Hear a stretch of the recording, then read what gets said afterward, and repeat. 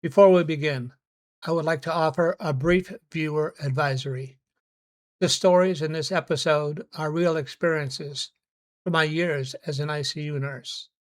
They include discussions of severe illness and the consequences of addiction. They are shared not to sensationalize these events, but in the hope that someone may find understanding, encouragement, or a reason to seek help. Welcome to John's Tarot.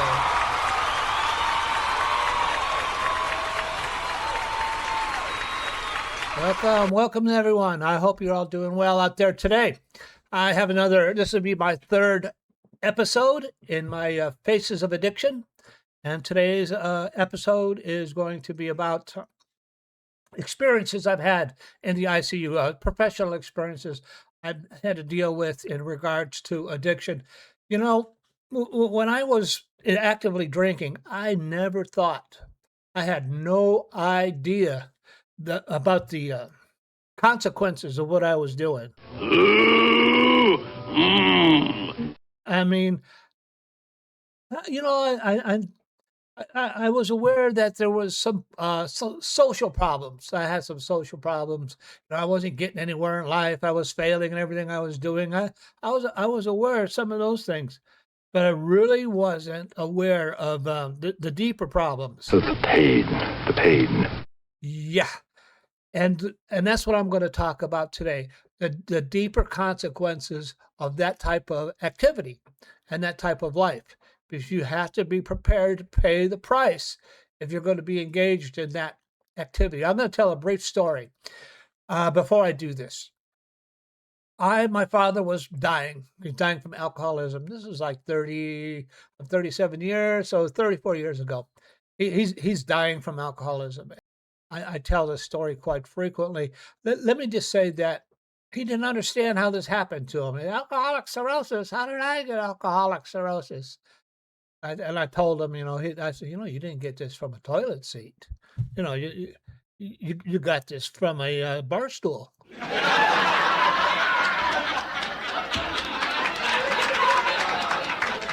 Yeah, and he had no idea.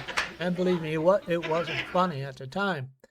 It was tragic, and it just doesn't have to be that way. And so I clearly saw. I was about 3 years sober at the time, and I wasn't yet a nurse, but I clearly saw that if I wanted to continue in those types of habits and that type of lifestyle, this must be the price I'm willing to pay.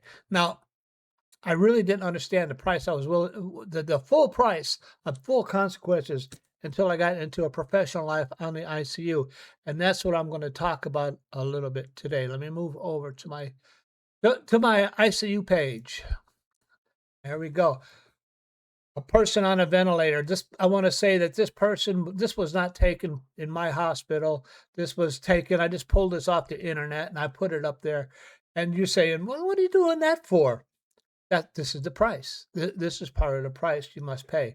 And let me go ahead and tell you a couple of stories. My first story is about this wasn't even my patient. I was working on the ICU, and they admitted a guy, as a young guy, 28, 29-year-old guy. Turns out he had alcoholic cirrhosis, been a really crazy heavy drinker, really crazy heavy. I wasn't part of the case, but I knew the guy was in big trouble. He ended up like this. And that brought the family in, and the doctor had to talk with the family, and the doctor must have told them, hey, the guy didn't make it. He was terminal at 28 years old, and he ended up getting a tube like this.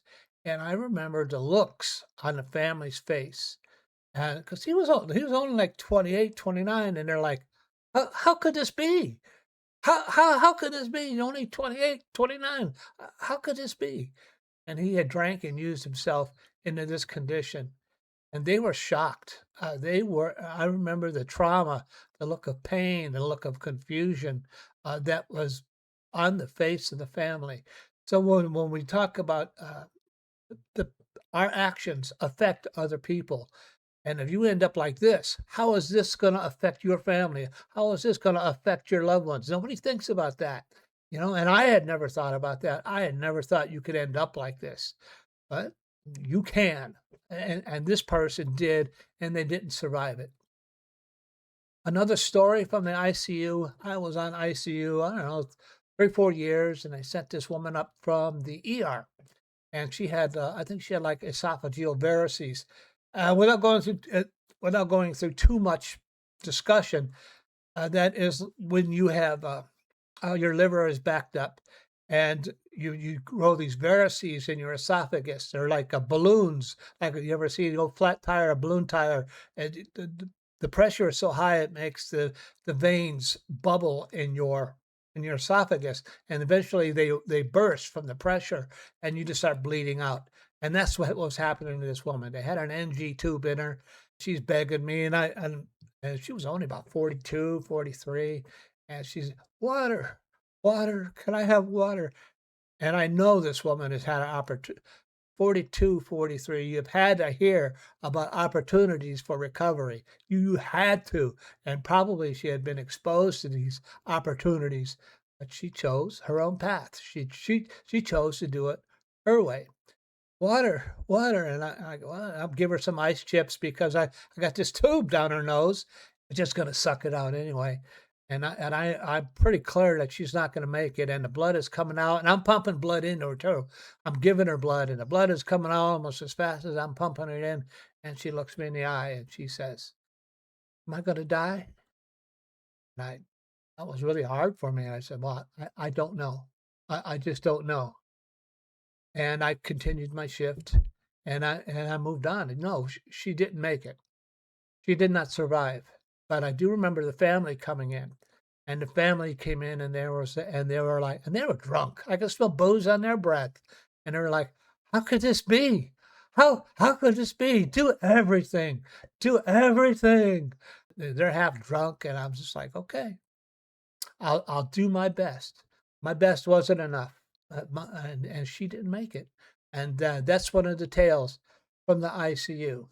So there's a couple stories for you from the ICU and the consequences of this type of life. I mean, I'll tell you one more story.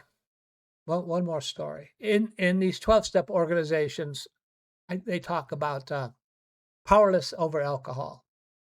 I've been powerless over alcohol, and my life has become unmanageable. I've talked about it before at one of these meetings. I said, if you continue to do what you're doing, I'm going to send you to me, and you're going to look like this. And I will put tubes in you, advanced orifice management, and this is what you will look like. And we will do things to you that you don't want done. This is what happens when you're powerless over alcohol. And they will give me and your life is unmanageable, and I will manage it for you. And that is not something you want. Believe me. So, what do I do? And this is a question about me, because it's hard for me too to deal with this stuff. Yeah, you're a professional, but just because I'm a professional doesn't mean I don't have any feelings. I don't have any grief. I don't have any human feelings. So, what do I do with the grief and knowledge I've experienced? And maybe you're a family member that's had to go through this. And what did you do with the grief and knowledge that you've been given? Maybe you've been given a little grief and knowledge to this podcast. So what do I do with the grief and knowledge I've been given as a nurse, as a human being? What do you do with the grief and knowledge you've been given as a family member, as somebody who's had a loved one who had to go through this? What do we do with the grief and knowledge we've been given? A little grief and knowledge today. Wasn't the best kind, but The pain. The pain. yeah. What do I do with the pain, the grief and knowledge I've been given? What do I do with the grief and knowledge I've been given? Just kind of shuffle them a little bit more. I felt like that wasn't enough. What do I do with the grief and knowledge I've been given? Okay, now we'll cut cards. What we get? The 7 of Swords. The 17, the Star. And then the 9 of Pentacles. Okay, we'll throw some runes on these and do it independently. What do we do with the grief and knowledge we've been given when a loved one has to go through these types of things I talked about today? Odin, Freya, please help guide this reading. My first rune is Dagat. Oh, this rune is called Inkwise. I'll put it here. So the cup is the Seven of Swords. It usually has, and I usually don't read it as dishonesty, but we're talking about somebody who's been dishonest with themselves and dishonest with their condition and dishonest with the possibilities of the things that may happen to them as a result of their behavior. Now, I remember one of the biggest dishonesties I had was, oh, it only affects me. I'm not hurting anybody. That's a lie. Of course, it hurts other people. Of course, my dishonesty affects others. Of course, what I've seen in the ICU, when people have to go through that, what's happened to the families, it affects other people, and that's what this rune has to go through. And if you're watching this podcast and you said, "Oh, the rune Ingwas has to do with a chrysalis and a new beginning and the begin. How can I say the end of the beginning?" Maybe I've made a little dent in your armor. Maybe you're soliciting and saying, maybe I need to reconsider this." Yeah, uh, maybe this is the beginning of your healing uh, from somebody else's dishonesty. And if you've been covering up for somebody like this, that's not helping them. It's only aiding in their dishonesty. And that the rune Ingwas is telling you, yeah, you need to listen. You need to listen up and be honest with what's going on and the possibilities of what could happen. And that is the truth of what the truth is that could happen. And then the card is the star, and the rune is. I go through this. Oh, the rune is Pertho. So the star. What do I do with the grief and knowledge? Well, in the background, you see the ibis, the bird that is a god of wisdom, ancient Egypt. And person's got one foot on the ground and one knee on the ground and the other foot in the water. That has to do with the water, always has to do with the subconscious, the unconscious, the collective consciousness. And the star has to do with changing attitudes in this condition, changing concepts. What is my responsibility? What is not my responsibility?